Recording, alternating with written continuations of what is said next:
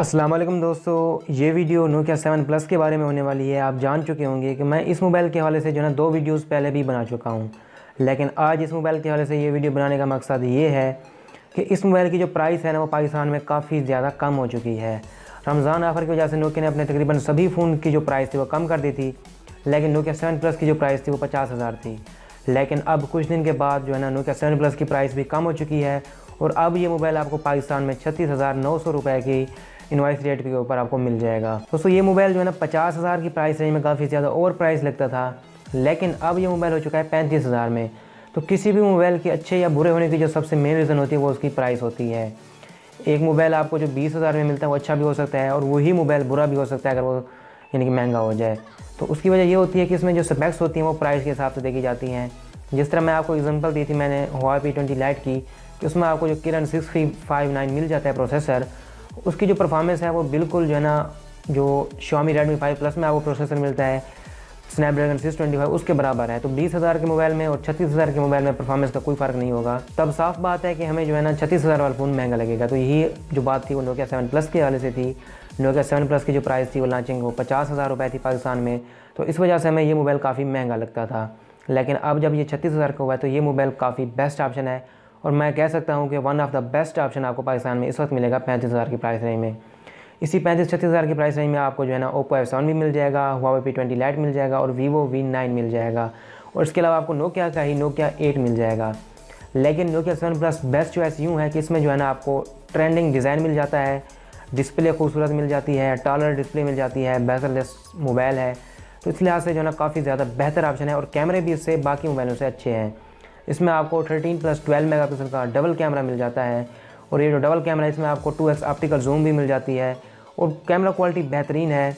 ख़ासतौर पर लो लाइट में इसकी क्वालिटी थोड़ी सी ख़राब होती है, लेकिन अगर आप गूगल कैमरा डाउनलोड कर लेंगे तो इसकी जो क्वालिटी होगी वो काफ़ी बेहतर हो जाएगी। फ्रंट के ऊपर भी आपको 16 मेगापिक्सल का कैमरा मिल जाता है, उसकी भी क्वालिटी काफ़ी अच्छी हुई है और ख़ासतौर पर अपडेट के बाद इसकी क्वालिटी जो है ना वो ज़्यादा बेहतर हुई है। और इसमें आपको 3800 mAh की बैटरी मिल जाती है।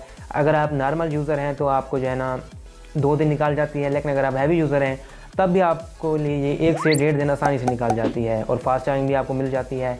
तो बैटरी के हवाले से, कैमरे के हवाले से उसमें आपको जो परफॉर्मेंस मिलती है उसमें Snapdragon का 660 प्रोसेसर मिल जाता है और ये हाई एंड प्रीमियम प्रोसेसर है, यानी कि इतना प्रीमियम नहीं है यानी कि जिस तरह फ्लैगशिप डिवाइस का होता है, लेकिन मिड रेंज में प्रीमियम प्रोसेसर है और परफॉर्मेंस के हवाले से काफ़ी ज़्यादा बेहतर प्रोसेसर है। और ख़ासतौर पर नोकिया की जो बिल्ड क्वालिटी है वो बाकी जितने भी इस प्राइस रेंज में जितने भी मोबाइल आते हैं उन सबसे बेस्ट है नोकिया 7 प्लस की।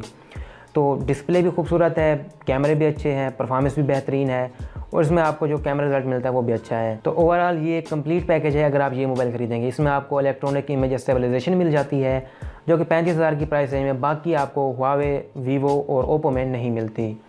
उसके अलावा इस मोबाइल में आपको बहुत ही का ऑप्शन मिल जाता है और वही बात कि इसमें आपको फास्ट चार्जिंग जो है ना काफ़ी तेज़ मिलती है।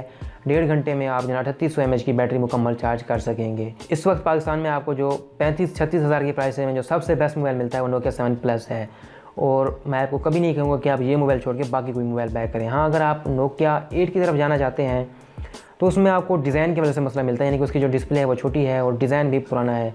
बाकी उसकी परफॉर्मेंस इससे भी अच्छी है, यानी कि अगर आप सिर्फ परफॉर्मेंस के लिहाज से मोबाइल खरीदना चाहते हैं तो फिर आप नोकिया 8 की तरफ भी जा सकते हैं। लेकिन आपको डिज़ाइन जो है ना वो ज़्यादा प्यारा चाहिए, ट्रेंडिंग डिज़ाइन चाहिए, तो फिर आपके लिए नोकिया 7 प्लस जो है ना इस प्राइस रेंज में सबसे बेस्ट ऑप्शन है।